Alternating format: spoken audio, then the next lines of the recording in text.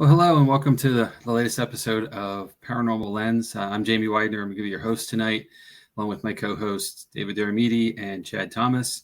Hey guys, how you doing? Good. How are you? How you doing? Bad. It's the second Monday, so yeah, we made it.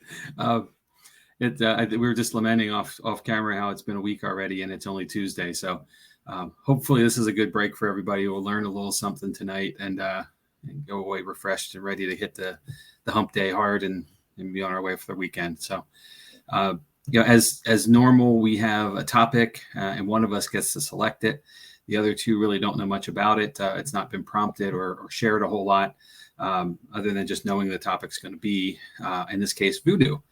And this is my topic, so I'm going to be I'm your host tonight. But this is for me, it's a rather interesting one because as a kid, I learned about voodoo from the movies of all things, and I not knowing anything about it, being from Pennsylvania, not coming from the Louisiana area where it's a common thing, or at least more getting around the world to the various places where it is a hotspot for it.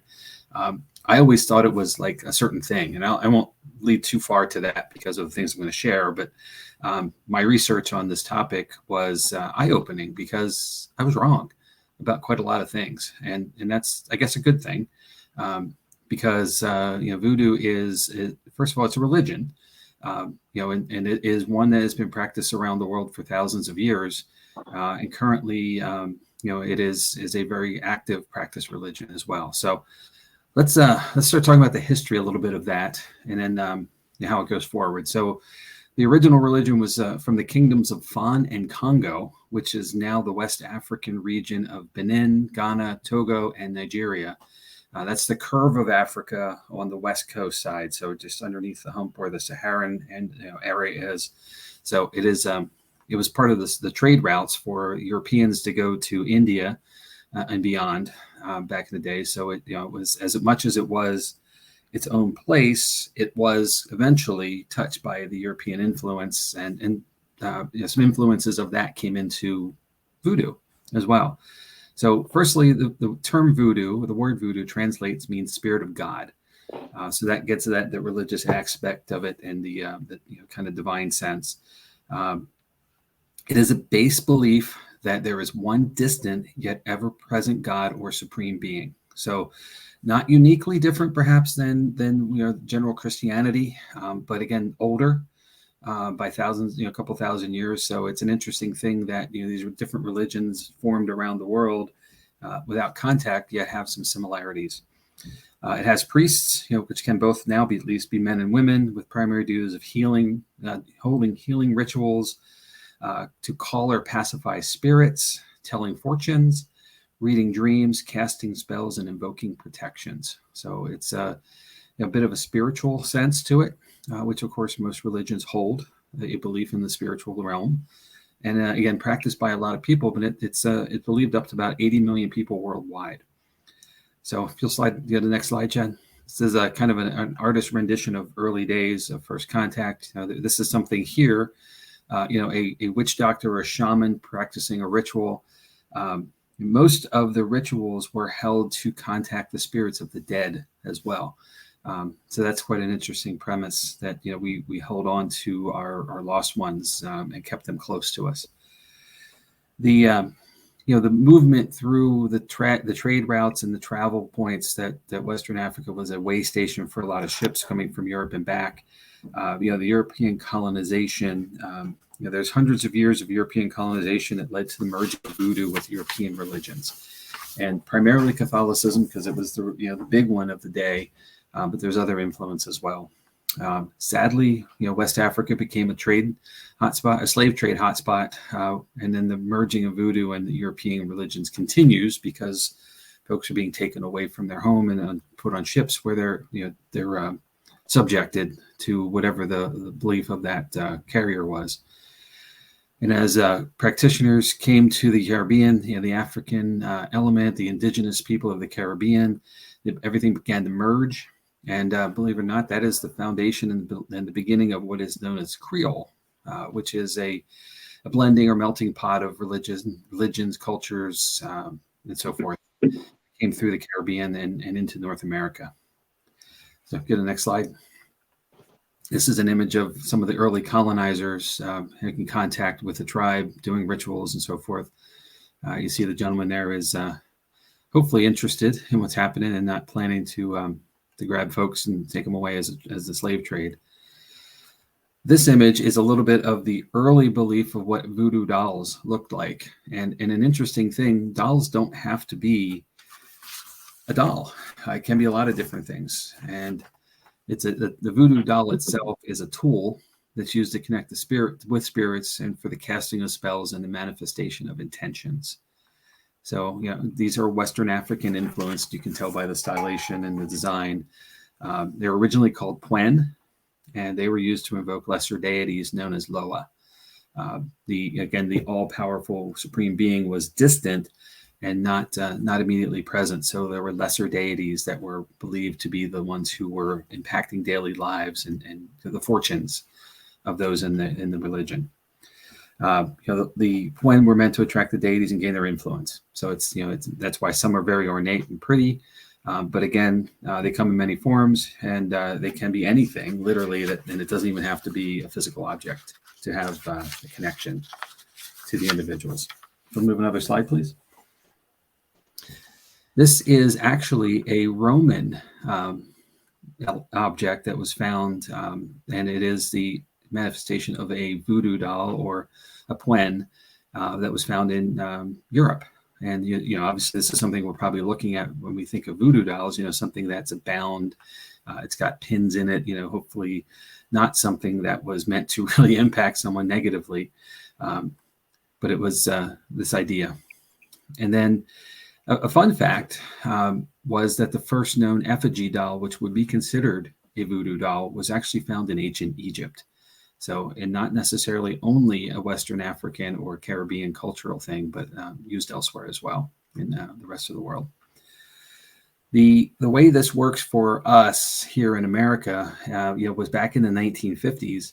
There was an influx from Haiti of an item called a cashew doll, and it were dolls that were manufactured out of cashew shells and given form to shape like a doll, and then with eyes and facial features and so forth. And that became a big fad in the early 50s, so much so that back in 56 or 57, I forget which year, the government actually put out a warning about purchasing the dolls because eventually the shells would come loose and it would be a choking hazard for children. So it's one of the earlier warnings that we had in a purchase of a bulk item. Nowadays there's recalls on all kinds of things. Back then, of course, there wasn't so much of this, but there were children who were hurt because, of course, putting things in their mouths and the shells come off and then they choke. So perhaps something to do with voodoo after all. I don't know. And then once the cashew dolls started taking off and being a thing, doll makers started to pick up on the idea and started creating actual dolls. And if you Google voodoo doll now, you'll find a gazillion options out there. Of course, all of which are manufactured somewhere else. So go to the next slide. So another representation of what a doll could have been. This one has African influences, obviously, but a pretty cool idea. Next slide. So voodoo became Americanized as early as 1932 when this film came out. And guys, if you'll look at this very closely, do you recognize perhaps who this could be? What do you mean? Think of the eyes. Look at the eyes and the stare. The actor who played in this film is actually Bela Lugosi. Bela Lugosi, yeah. I used to have this poster, actually. Oh, you do? Okay, I noticed the smile. So this is the earliest known representation of voodoo in film, again from 1932. So it's quite old. But with that, and then bringing Bela Lugosi to the screen, of course, is always cool. So next slide. This is where I come in. And I remember this from the early 70s, mid 70s. Probably a film I shouldn't have seen at that age, being like 5, 7, 8, 8 years old, something like that. But I was terrified of all the stuff that was going on, but it piqued my interest. But it's if you haven't seen it, it's cool. It's a great old James Bond film. But Live and Let Die, and a great soundtrack, by the way. it was one of those ones that influenced me. And again, a big mainstream presentation of voodoo to the world. Next slide. And even Disney got involved in this. The Princess and the Frog, if you've seen it. Oh, sorry, I did that. It's okay. Princess and the Frog, great film, fun film to see, family friendly, but deeply influenced in voodoo, in Louisiana Bayou and so forth. So Dr. Facilier in that movie. Yes. So, and moving on to that, that more influence, of course, is the Halloween season, and you got a taste of this on the slip of the slide there. But they're the voodoo princess, the witch doctor, all of that stuff. Next slide. These are representations of what voodoo is presumed to be in the Americana element. Nothing really true to form by what the religion is about, nor any of the representation of how the dolls were used. One more slide, please. And if you ever see the Voodoo Ranger beers out there, they have some crazy cool cans. Good product too, for that matter. If you're interested, you can get out there and find it. But it's they obviously put that representation of the dead, an element of voodoo with it. The next one is one of my personal favorites, Voodoo Donuts. You get them out there. Portland, Oregon. Yep, in Portland, Oregon, exactly. And the next one is my personal favorite. This is actually one of the donuts you can get, and it's jelly filled. So as you chew into him, he starts gushing red jelly. So it looks like you're actually eating a person. It's a little bit of fun. And lastly, a New Orleans product, Zaps and the Voodoo chips. They're a little spicy for some, but delicious nonetheless. And they have quite a few other products that fall into the line. They play on the voodoo element and the New Orleans theme in all of their stuff. So that takes us to how this all connects to the paranormal. We've got one last slide, please. What voodoo is and what we perceive it to be are two uniquely different things. But when we look at perception is reality. And the belief is that voodoo dolls can control a person or cause them harm at the desire of the doll owner, right? We see that all the time. You get a lock of hair, some personal object, a button, a pin, something like that, and then you make a doll out of scraps of things, sticks, whatever, and then you can control that person by and harm them even by putting pins or elements to the doll. That is truly a Hollywood idea. Not really what the true emphasis of the kind of spiritualness of voodoo. But again, we see this all the time in the cinema. We see this all the time in the media elements. And again, that's what people generally think. Also the element of curses and spells, not something necessarily true. And the common connections to voodoo also are things like dark magic, perhaps cannibalism. Yes, there have been rituals where animals have been sacrificed, but no people. That was not part of the element. And that's not an uncommon thing for ancient religions to have as well. The animal sacrifice to the gods for rain, element breaks, things like that. Devil worshiping is considered to be part of voodoo. Not true. Again, it's a higher power. And then elements like witch doctors and even zombies are tightly connected to voodoo, which are again Hollywoodization of the elements that are part of what voodoo really is. So it's an interesting thing, but it's a thing that walks closely beside the paranormal a lot of times, especially if you get down to New Orleans and Louisiana in general. I've had a chance to be in that area a couple of times, and it's played upon heavily. And I'm sure a lot of tourists are relieved of their bank account funding, with the tours and all the things you can do through the cemeteries and all the the side projects of stuff. But not necessarily a real thing that directly connects to voodoo. So I'm curious, guys. I threw a lot of stuff at you there in about 10 minutes or so, 15 minutes. But what do you think? Where are your thoughts on what voodoo is and could be?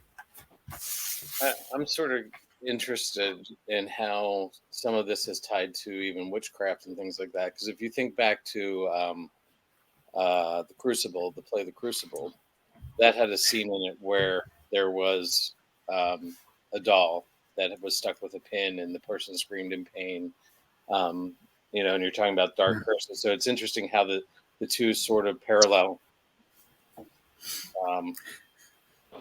That's me. I'm sorry.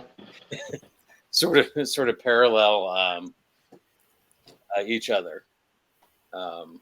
So yeah, I think it's really interesting. It is new. I didn't realize how much of a religion it was.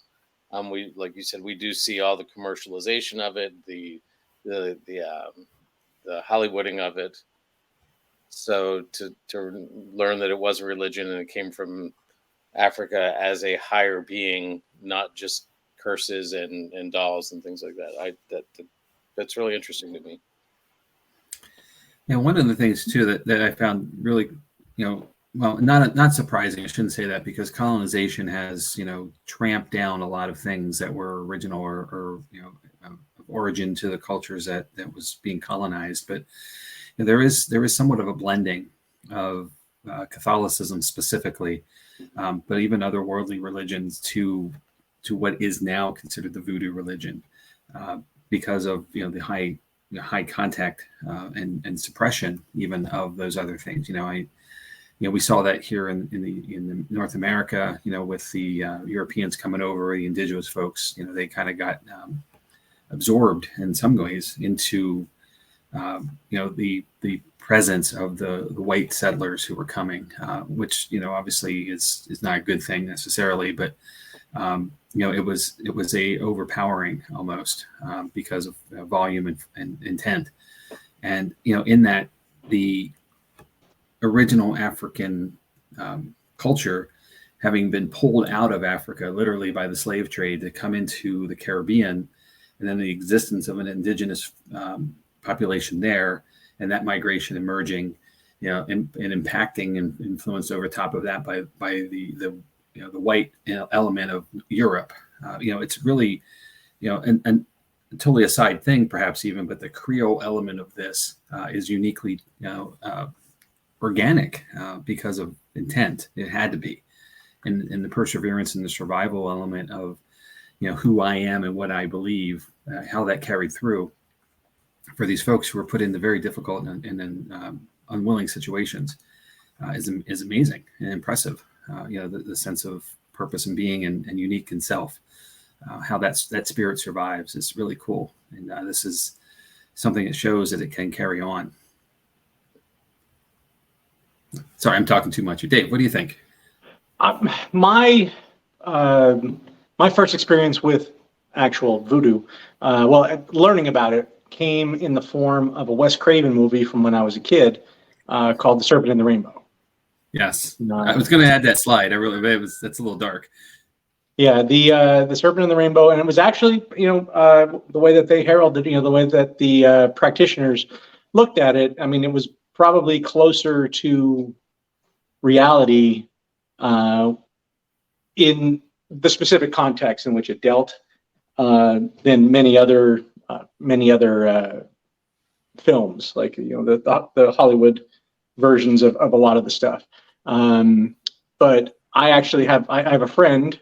She lives in New Orleans. She is a practicing voodoo priestess, and it's a really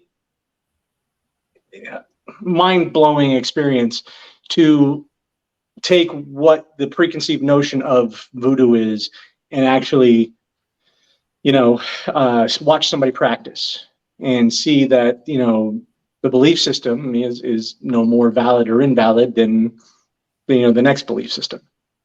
So it's very much a kind of do no harm mentality that has been what's the word I'm looking for? That has been used for very Hollywoodized. I'm not very fictionalized, very Hollywoodized. But do I believe in it, and do I really want to mess with it? Absolutely not. I won't mess with voodoo. I won't mess with Santeria, any of that stuff. Yep. And that's the back of the mind moment, right? Like you can know that there is, the premise would be, spirituality, healing, connection, but then the presentation that we're provided is the negativity, the black magic side of it. And that's always in the back of my mind, too. In the same spirit as you just mentioned, I'm very interested, but I don't know if I want to mess with it. without someone I trust, being involved in the process, to really dive deeper. Just because I've been seated for so long with the negativity, and I have to have some help separating those two. It's still a really cool thing though, and it's amazing again how long it's been with us, in the world. But we just don't have a good grasp of what it really is, because we've been shadowed a bit by the Hollywood stylization of what voodoo is, voodoo dolls. I was trying to figure out, and I didn't have time to do this, if I could make my own doll, and it's actually rather easy to do. You just need a couple pieces of fabric and some batting, which I'm sure I have here somewhere with all the creative people I have in my house. But time was a thing, so I looked at see if I can get one from Amazon. And if you go on there and you type in voodoo doll, you will find about 65 choices, in all kinds of shapes and sizes and styles. And time was short there as well, so there's not one on its way. But it's amazing how we've become so commercialized with everything that if you want it, you can find it, online really quickly. And then there's a ton of instruction on how to use the doll once you receive it as well, just by again a Google search. So it's a known thing. And again, whether it's been being used for good or bad or whatever, that's probably up to the user for intent. But it's fascinating to me that this stuff is highly present, but yet in the background. Seems more like an Etsy item. Personalized when you order it. With your name. Yeah. Little three, like a Build-A-Bear Dave on the bottom of that on the current slide. So, but no. What's that? I was going to try to figure a way to put your name on this slide, but I thought better of it. Oh, I'm certain my name's already in a mason jar somewhere, so let's not add it to the slide. So one thing that you brought up, both of you sort of said that, I just want to build off of a little bit. You talked about we're talking about how this is a religion, and you both said it's not something you want to mess with because you don't know enough about it. So do you think other religions are looked at like that? Do you think Christianity is looked at that like that, or Hinduism or things like that? Or has voodoo now got a stigma to it because of the way it's been commercialized? I think a little bit of both. The deeper you dive into anything, when you get into dogma, you start to get into the deeper, darker sides of it. Everything has it, especially from antiquity forward. The old religions, they all had, there was a lot of things that Catholicism was doing in the day, that would be, appalling to us today, and never have a place. So the migration of the belief system forward, and time is probably part of it, but the belief and the splintering, of religion for those who didn't like what was happening and deciding to do something different. The Protestant pull off of Catholicism is a big one, but there are many other factors in that. Even as you look at, there's a church on every corner now, and then they're all a different belief system, even though they're all under Christianity. So we've gotten away from things we didn't like and did it ourselves, or did a different way. So there was a reason for that, and that's kind of like the part of what I would think voodoo the same way. It has some dark elements to it because it's old, and things were done differently at a time. So I say that all voodoo dolls that were ever created were meant to connect spiritually with a deity for positivity? Probably not. Probably somebody dabbled, and that was all it took to move things in a shadowy direction. I don't think it's any different in any religious sense. And I'm probably putting my foot in my mouth here a little bit to say this kind of stuff, but I don't mean to off-put anyone or project anything other than my own opinion. But it's hard for me to believe that it wouldn't be an element in anything. And I think that brings up another question in my head. You talked about how Christianity is splintered, how some of the other religions have splintered. Mm-hmm. Has voodoo done that as well? Are there different factions of voodoo? Are there different, do you have purist and your, you know what I mean? Like, are there the different levels or different commitments maybe? I have to say yes. I didn't get enough time to dig deeper than to get beyond the history and some of the surface information. But I gleaned that much, and I think it probably has to do with where you are in the world. As much as anything, there are voodoo is practiced on every continent. So it is a global religion, and therefore I would have to think there's some variances and some splintering, maybe is the right way to say it, I guess. But there's definitely going to be some division, just based on geography and connection.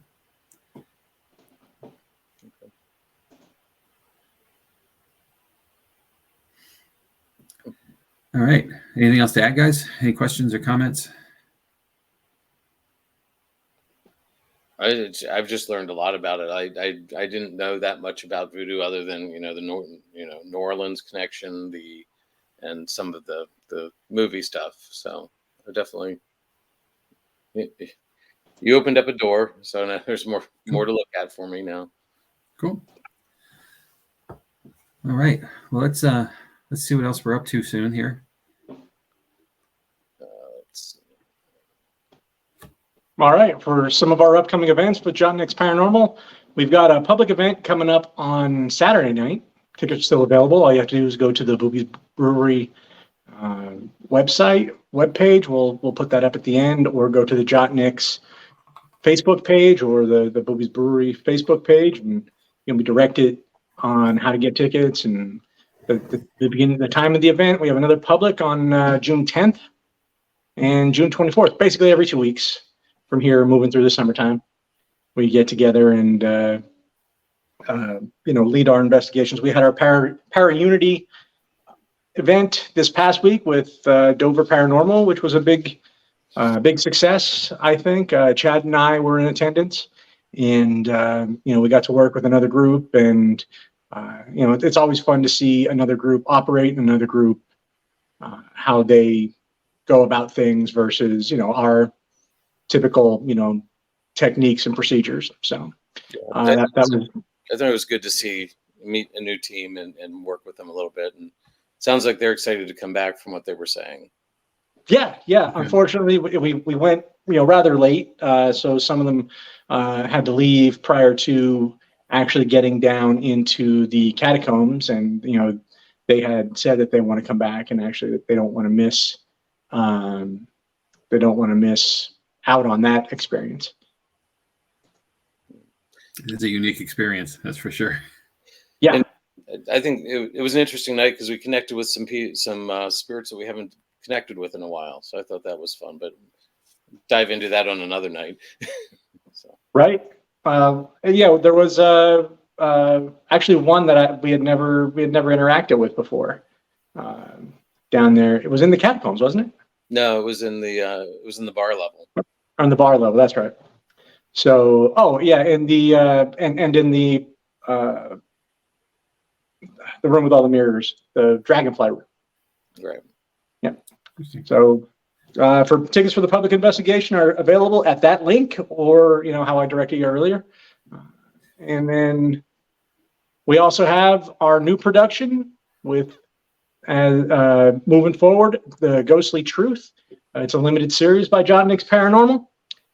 We have the first one in the can and the first episode in the can and working on the production end of it. So it's going to be it's a half hour, 45-minute segment, much in the same vein as some of the more popular paranormal shows, where we take you through an actual investigation at a location with the people who experience it. It's going to be really interesting and really worth a watch. Absolutely. And you can follow us on social media. Our Facebook is listed right there. We have a TikTok and Instagram and a YouTube. You can look it up, use those links, head on over, take a look at all the great stuff we have posted, and interact with us. Yep. And I think that's it. Here's the page you were talking about earlier to get tickets. It looks like we've got 18 tickets left for the upcoming investigation this Friday or Saturday. Sorry, Saturday. Let's not add more to our weekends. Yes, please. So yeah, go out and get tickets. It's always a fun time. So. Yeah, agreed. Okay, well, I think that wraps us up. That's a quick night for us, so everybody can move along and catch up on everything else. But we all have material to review from our past investigation. So time to move over to that and start watching and listening, and catch up on everything. So thanks everybody for watching. On behalf of Dave and Chad, we really appreciate it. Drop us a comment, give us a like. Let us know you're here. And we hope to see you next week, 9:30 next Tuesday, for our next episode. Do we have a topic for next week we want to tease out? I'm going to be the person taking care of it, and I'm thinking about crop circles. Okay. So, there's a lot of debate there. So I'll see what I can dig into and find. Awesome. I'm looking forward to this. I will learn something. So awesome. All right. All right, guys. Well, have a great week. You too, as well as everybody out there. Thank you so much for watching. And we'll see you next time. And we'll see you guys Saturday. I'll see you Saturday. Yeah, please come on out. Saturday. All right. See you there. See ya. All right, everybody. Good night.